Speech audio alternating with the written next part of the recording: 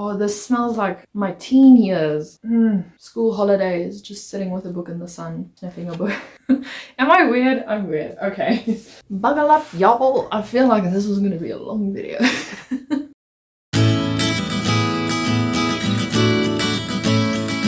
Hello everyone, what's up and welcome back to another video. Today I will be doing my June wrap up as well as my July TBR, or hopefuls actually, because because I'm tired of splitting them up as well as the fact of sitting down and talking. I'm over it. So we're just going to combine the two and we're going to go with it. Before we get started, please remember to like and subscribe, and let's jump right into the video. So we're going to start with our June wrap up. So I read a total of 14 books, one of which I DNF and one which I carried over to July, but we're going to talk about that with my July TBR. The first books I'm going to combine because it's a duology and it's just best if I explain them together. It's The Wrath and the Dawn and The Rose and the Dagger. I don't know how to pronounce the author's surname, but this is the books, and I gave these two overall 3 stars. The series is a 3-star, or the duology is a 3-star. This book is about an 18-year-old caliph who marries a girl from his kingdom every night, and every morning he kills them. Not he himself, but he lets people kill them. And then we get 16-year-old Shahzad, or Shazi, and she is determined to kill this king because he killed her best friend. She sets out to marry him, to get into his head and tell him stories every night and prolong her execution. And as it happens, Shazi discovers that the villain boy king, as they call him, is not as bad as everyone thinks. There's a reason why he does these things. And so uncovering the truth behind this series of events as to why he lets the woman be killed is interesting. It's a tale inspired by 1001 Nights, and I can't say much about that because I never read those books or the book. I wasn't aware of it. I know Aladdin is also half based on it. What I can say about this duology is if you like the feel of Aladdin, and if you like the Arabian Night setting, especially in the first book where it's a lot of colorful things and there's a lot of food involved and there's a lot of, well, there's no training in Aladdin, but there's training montages in there, and you get a betrayal trope as well, those kinds of things. If you like that, I would suggest picking this duology up. Just know that it is YA. It reads very YA. And what I also discovered is they describe Shazi as very strong-willed, but she comes off as very bratty. She doesn't get her way in certain things, and then she throws a tantrum, and then her handmaiden's like, okay, I'll tell you these things. And I'm just like, this isn't strong-willed, this is being a brat. It has that effect of Stockholm Syndrome, I'm not going to deny it. But I did like the first book a lot more than the second book. The second book is more of a traveling kind of story, but it didn't want to get to the point. And there was not a lot of action. One person dies and I didn't have any emotion towards this person dying because I just didn't care about them. This won't be necessarily the first duology I recommend for you, but if you're looking for something fast-paced and light-hearted, maybe pick this one up. The next book I read was Great Big Beautiful Life by Emily Henry, and this is her newest release. This is about 2 rival journalists who each want to write the story of famous Margaret Ives, how she became a recluse and removed herself from the media and all that kind of jazz. So over the span of a month, Alice and Hayden have a chance to woo Margaret in order for one of them to write her biography. As these two listen to Margaret's story, they also form a bond with one another and they start falling in love. But things are rather messier than what you expect. I gave this book 3.75 stars. I liked it. I was more invested in Margaret's story than I was in Alice and Hayden's story. I felt like they fell in love a bit too quickly for me, and I have no issue regarding that. I just like a slow burn. And the relationship between the two was just, I don't know. I wasn't very interested in it. It also has a big feel of The 7 Husbands of Evelyn Hugo. So if you like that book, I think you would enjoy this one. Don't go in expecting it's 7 Husbands of Evelyn Hugo. There is some twists that kind of are similar, but not all of them are. I did like the love confession in the end between Hayden and Alice. I don't like a third act breakup, but I always like it when the characters come together and they realize, oh, she actually loves me, and oh, he actually loves me. And I enjoyed that part. I also enjoyed the writing a lot. Emily Henry's writing can do no wrong in my eyes. She really has this way of just sucking you into this world and just bringing summer out. It's the dead of winter in South Africa, and I just enjoyed the summer feel. Then I read The Red Scrolls of Magic as well as The Lost Book of the White. This is number 517 of the Shadowhunter series.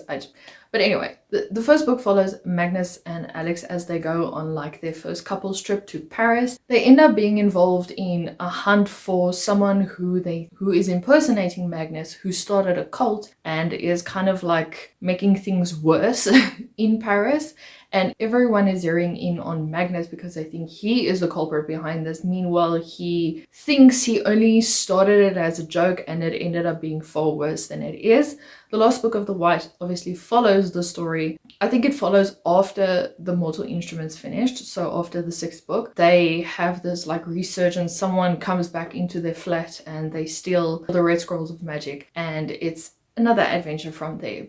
I think both of these books I rated between 3 and 4 star. I can't really remember, but I did enjoy them. I did enjoy Magnus and Alex's story. They really, I don't know, they're a cute couple for me. I enjoy the banter between the two, the way that Magnus always thinks that he doesn't need anybody, and Alex like, listen, I'm here for you.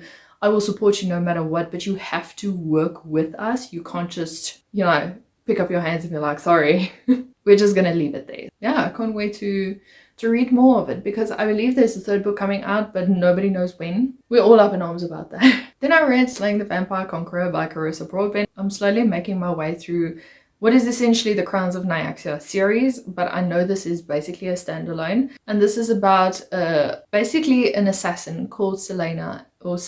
She has been tasked to infiltrate the Vampire Conqueror's camp so that she can try and figure out what is his plan for the area that they live in. I don't know if it's a city or an island or something, but he's busy taking over all the kingdoms there. And so she is in disguise as his seer, where she is trying to help him win the battle. And the people she works for has their own particular reasons why they want her to infiltrate this camp of his. I gave it a 4.5 star. Yes. I enjoyed the story. I enjoyed the writing. Carissa Broadbent's writing is amazing to me. It always gets me invested in the story and I always want to know more. I think I binged this in like a day or two. It was just, it's so binge worthy, these books. The only thing that made me not give it a 5 star was because it's not part of a series and you only spend like one day with the, or not one day, you only spend one book with these characters, and I would have liked to see more of them. I am sure they will rock up in the later series because Carissa Broadbent has this way of interlinking her series, but I just would like more of the characters. It also just didn't give me that 5-star feeling, so that's why it wasn't a 5-star. But I really enjoyed this book. Next, I read my most anticipated for June, Drum of Thieves by Karina Halley. So what this basically is about two thieves who vie for dominance in an illegal dragon egg trade. That's all I'm going to say. I really want you, if you want to read this book, to go in as blind as possible. But I gave this book a 4.5 out of 5 stars. I really enjoy Karina Halley's writing. If you've been on my channel for a while, you would know I adore her writing. And the way she described the world to us in this book, it took her like 5 pages to give you the world building and to explain to you the magic system. And I was just like, I'm sold. I'm here for it. I would also recommend listening to the audiobook. It's also like an enemies to lovers, but he falls first kind of situation. And yeah, I'm a sucker for those as well. All that kept me from giving it a 5-star was the fact that I think each book in the series is going to follow a different sibling. And I wanted more of these two characters. I really wanted to be sucked into their story, even if it's a slow burn, even if it's a trilogy where they only come together in the end. I don't mind.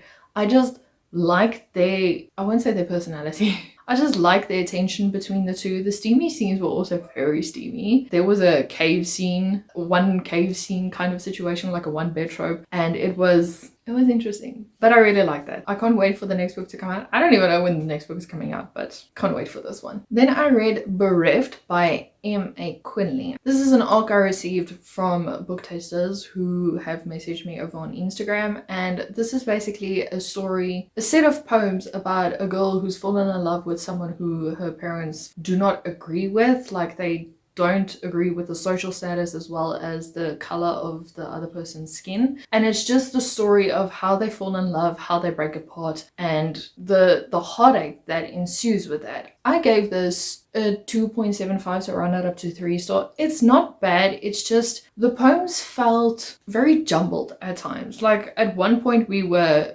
not at home in the story, and then the next we were home and the parents were screaming at her, and I was like like the flow of the scenes didn't work together for me. I'm not a big poem person, so I just thought, okay, maybe someone who likes poems will probably like this more. It's basically in a short story format. It's not a poem that rhymes everywhere. Like here and there would be rhyming, but not everywhere. And as someone who doesn't like poems, I was just like, it's okay, but this is not my preferred type of reading. Then I read A Cruel Thirst by Angela Montoya. This book follows a vampire and a vampire hunter, so essentially it's enemies to lovers. We get Lalo, who was turned into a vampire while trying to solve his parents' murders by the specific vampire who turned him. Then we get Caroline, who is trying to avenge her grandfather's death because he was killed by vampires, and Lalo just rocks up at the wrong time and she tries to kill him. They end up doing like a fake dating trope in the end. I gave this book 2.5 out of 5 stars. I like the beginning of this book. The writing was really immersive, you know, it's very based on Mexican law and stuff, so I really enjoyed that. But what I didn't enjoy was the fact that we didn't get to the point. By the 50% mark, we were still juggling things that could have been resolved in like a few chapters before, but we were still trying to figure out how to kill vampires and how to, I don't know, fight with some things, and there were so many action scenes, and I was just like, I just need this to come to an end. So unfortunately this book didn't work for me, but I really do like the cover, so that's upsetting. I always hate it when a cover like makes me delulu and think, oh yeah, this is going to be an awesome book, and then yeah. I think what also caught me is the fact that I do love vampires and I do like enemies to lovers, and if it's involved with a vampire hunter and a vampire, that gives me the vibes of the Rebel Witch or the Crimson Moth, and I kind of wanted that feel, but it wasn't there. Then I read Death at a Paris Hotel by Verity Bright. I love Verity Bright's stories. This is about Lady Eleanor Swift as she solves murders with her entourage. She's usually on holiday when these murders happen, and so usually with her butler, her French bulldog, and her Ginger Cat Tompkins, as well as her fiance, now husband, Selden, Chief Inspector Selden. They solve murders that happen, and this time it's in Paris. And lo and behold, she knows the person who was killed this time. She had an actual relationship with this person that was killed. So it's kind of personal, but she can't tell why. There's just this niggling in her that's like, I know this person, so I need to avenge their death and find out who killed him. I really enjoyed this one, gave it 4 star. I don't know, it's a nice palate cleanser if you like these cozy murder mysteries that have food involved and they don't have like these hair-raising plots. You know, it's going to be a whodunit detective kind of style. Not much to say.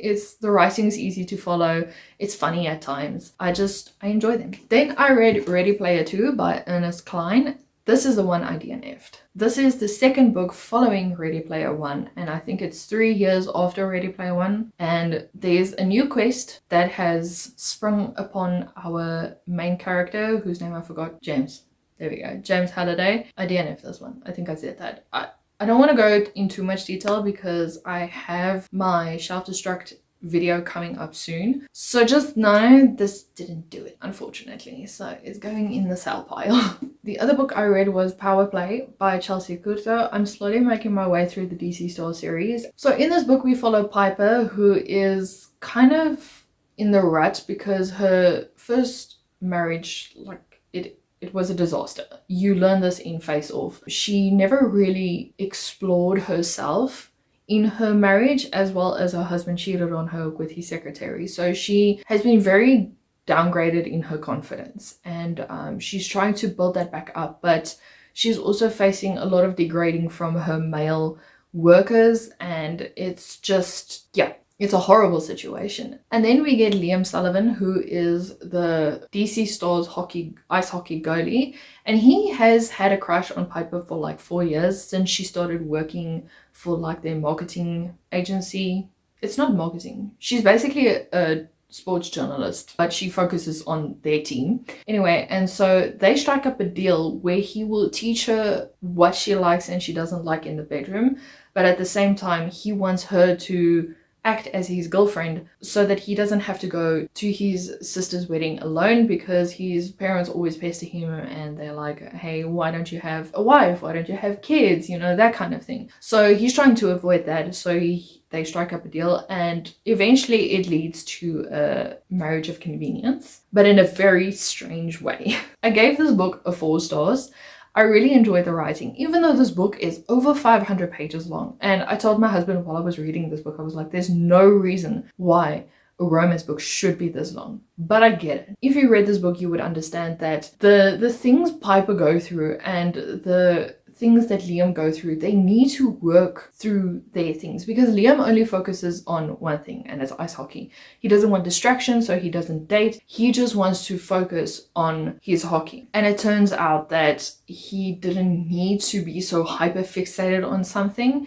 He needed like a balance, basically. And the journey they go through together to figure out all of these things, it was beautiful, and I really liked it. I don't have complaints about this book. It just wasn't a 5-star, which is fine. I think the fact that it wasn't a 5-star was because it was 500 pages long.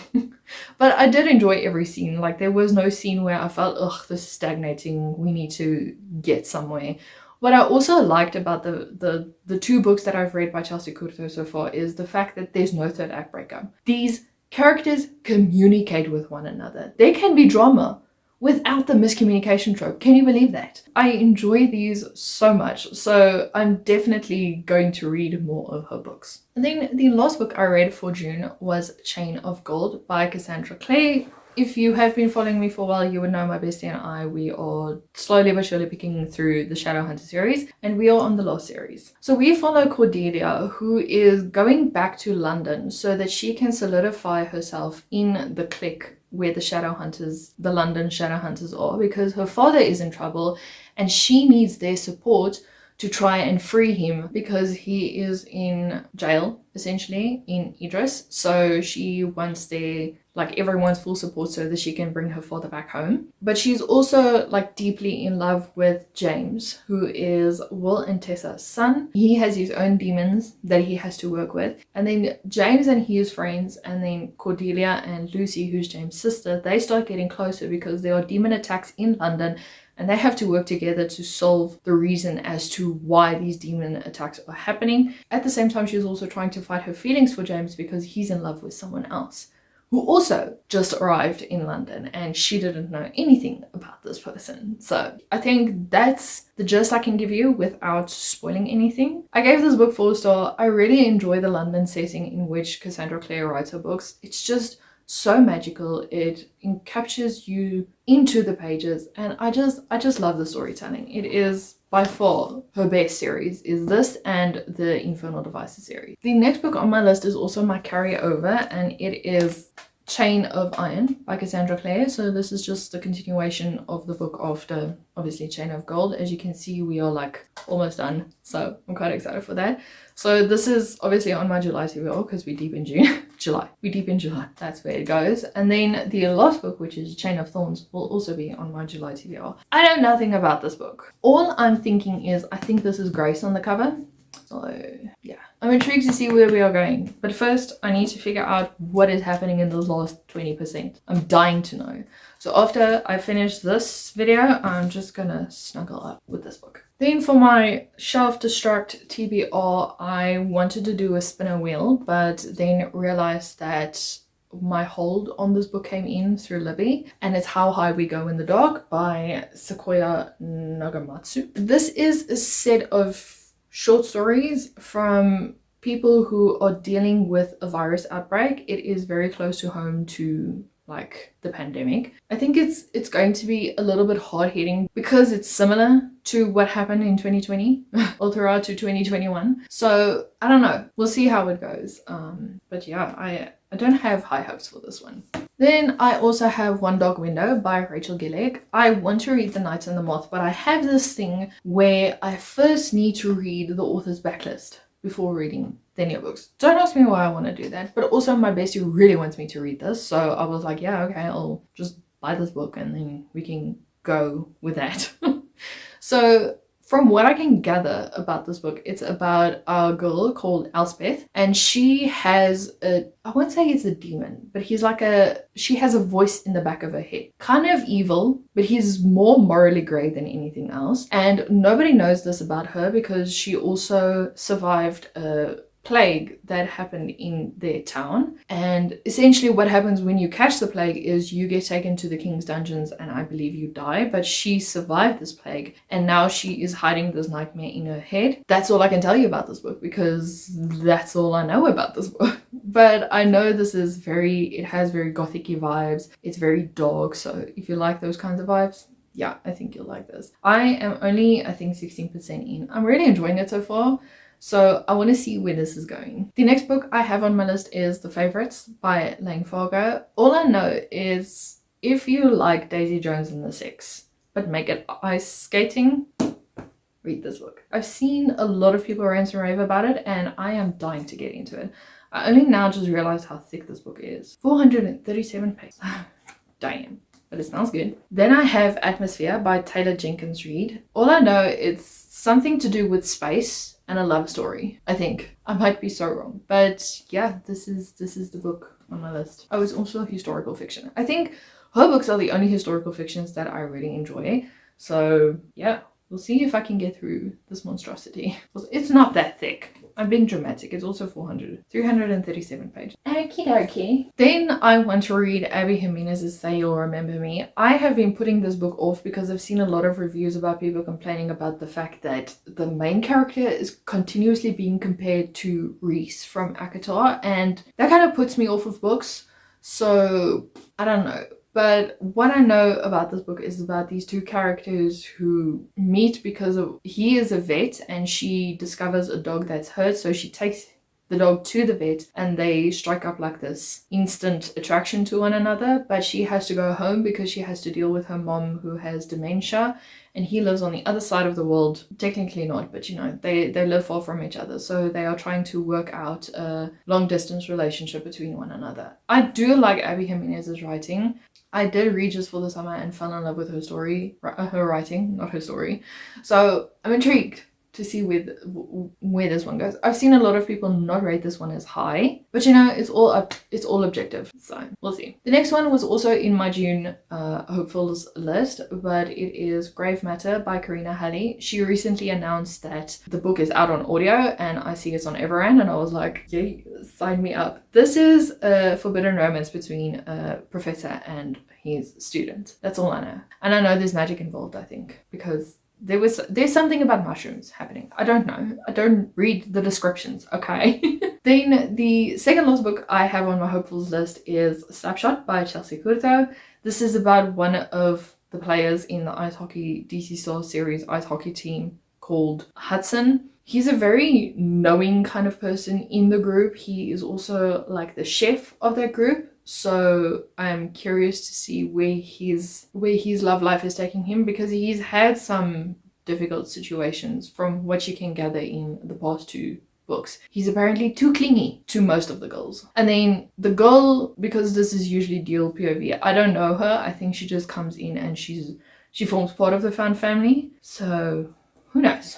And then the last book that I want to read is The Songbird and the Heart of Stone by Carissa Broadbent. I think this is the 5th book in the Crowns of Nyaxia series, but this is the 1st book in her second duology. Does that make sense? Probs not, but we're gonna go with it. All I know is we are following Nisha, who's a vampire, but she was also first like a prophet or something. Then she got turned into a vampire by a bad vampire, and so she became friends with Rain, who is in the first duology. It's a messy situation. If you don't read the first 2 books, you won't know what I'm talking about, but trying to slowly make my way through the series, those are my reading plans. I am going to go make myself some coffee now, but let me know down below which books you are planning to read in July, and I'll see you in a video next week. Bye!